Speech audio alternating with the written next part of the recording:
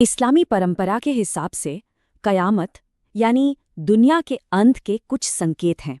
आज हम ऐसे ही एक बहुत ही दिलचस्प संकेत की बात करने वाले हैं, झूठे नबियों का उठ खड़ा होना।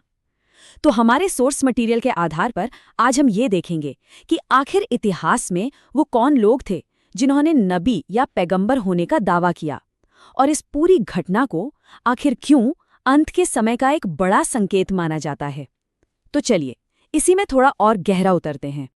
अच्छा, तो इस पूरे टॉपिक को समझने के लिए हमने इसे 6 हिस्सों में बांटा है। सबसे पहले हम उस भविष्यवाणी को देखेंगे जिसमें ऐसे धोखेबाजों की बात की गई है। फिर इतिहास में चलेंगे और कुछ शुरुआती दावेदारों पर नजर डालेंगे।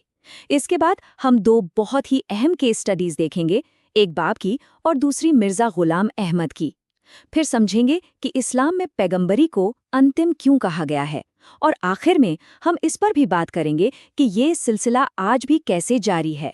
तो चलिए शुरू करते हैं बिल्कुल बुनियाद से, वो नींव जिस पर ये पूरी की पूरी बात टिकी हुई है, और वो है एक भविष्यवाणी, एक ऐसी भविष्यवाणी जो धोखेबाजों के आने की पहले से ही चेतावनी देती है।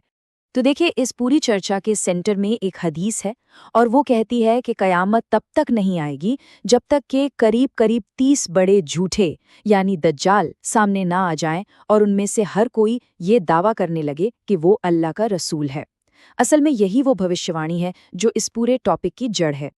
तो सवाल ये उठता है कि क्या ये भविष्यवाणी कभी सच हुई? खैर, हमारे सोर्स मटेरियल की माने तो इसका एक पैटर्न, एक सिलसिला तो इतिहास में बहुत पहले शुरू हो गया था। चलिए नजर डालते हैं कुछ ऐसे ही शुरुआती दावेदारों पर जिन्होंने इस पूरी परंपरा को सीधी चुनौती दी। सोर्स में कई ऐतिहासिक नाम गिनाए गए हैं, जैसे तुलैया इब्ने खुवैलिद का नाम आता है, जिसने अबू बकर के समय में ये दावा किया था।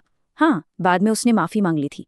फिर एक और बहुत ही दिलचस्प केस है सज्जाह बिन्त अल हारिस का, एक ऐसी महिला जिसके पास अपनी एक बड़ी सेना थी। मुख्तार अल थकफी तो इतना आगे बढ़ गया था कि अपने खतों में खुद को अल्लाह का रसूल लिखवाता था।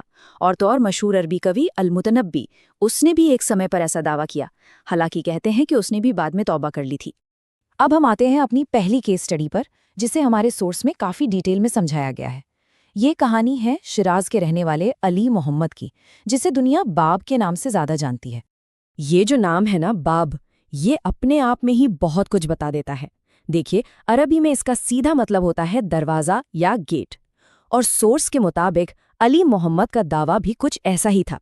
उसका कहना था कि ईश्वर तक पहुंचने का सिर्फ एक ही दरवाज़ा है, और वो दरवाज़ा वो खुद है। मतलब उसके बिना कोई भी ईश्वर तक पहुंच ही नहीं सकता।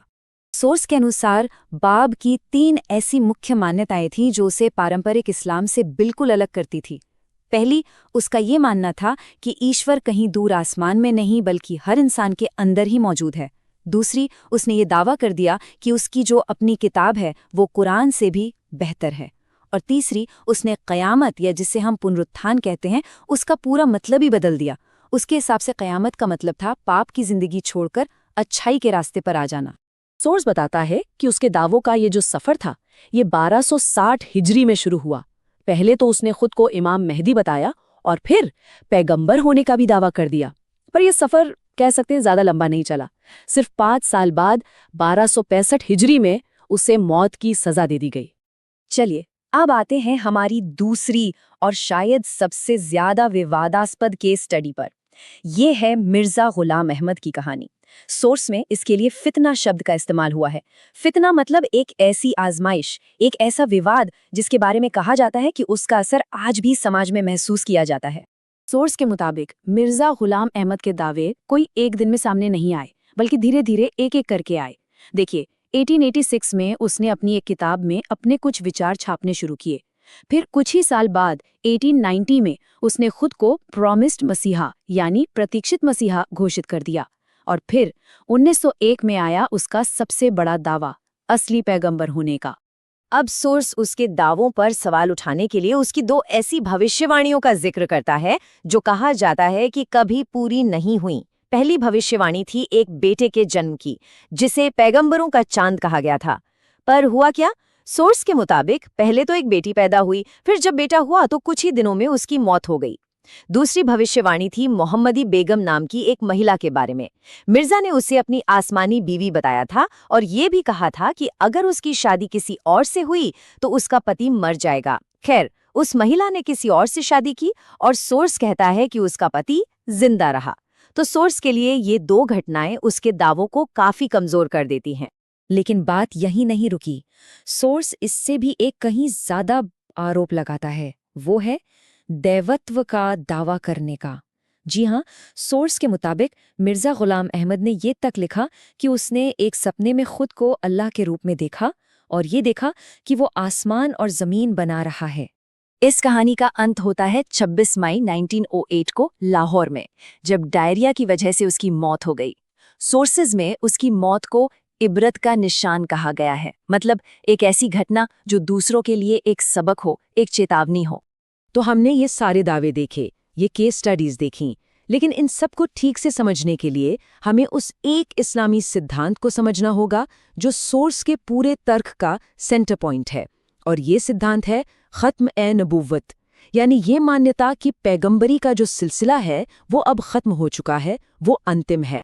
अब इस सिद्धांत का जो सबसे बड़ा प्रमाण है वो सोर्स कुरान से देता है, खास तौर पर सूरह अल अहज़ाब की आयत नंबर 40, जिसमें साफ साफ कहा गया है, मोहम्मद तुम्हारे मर्दों में से किसी के पिता नहीं हैं, बल्कि वो अल्लाह के रसूल हैं और नबियों के सिलसिले को ख़त्म करने वाले हैं। और कुरान की इसी आयत को और ज़्यादा मजबूती देती है एक बहुत ही मशहूर हदीस, जिसका जिक्र सोर्स में भी है, ला नबिया बादी। इसका सीधा सा मतलब है, मेरे बाद कोई नबी नहीं। तो ये आयत और ये हदीस, ये दोनों मिलकर ही सोर्स के पूरे नज़रिए की बुनियाद बनते हैं। तो क्या ये सिलसिला, ये कहानी यहीं पर खत्म हो जाती है? सोर्स की माने तो जी नहीं, बिल्कुल नहीं। और हमारा आखिरी सेक्शन इसी बात पर है कि ये एक ऐसा फिनोमिनन है, एक ऐसी घटना है जो आज भी जारी है और भविष्य की तरफ इशारा करती है। तो फिर आखिर में सोर्स का निष्कर्ष क्या निकलता है? उसकी अपनी धर्म ग्रंथों की व्याख्या के हिसाब से ये कहानी अभी खत्म नहीं हुई है, बल्कि ये माना जाता है कि कयामत आने से पहले पैगंबर होने का दावा करने वाले और भी कई लोग सामने आएंगे और ये सिलसिला चलता रहेगा। तो सोर्स इन सारी घटनाओं को कयामत यानी अंतिम समय का एक बहुत ही अहम संकेत मानता है।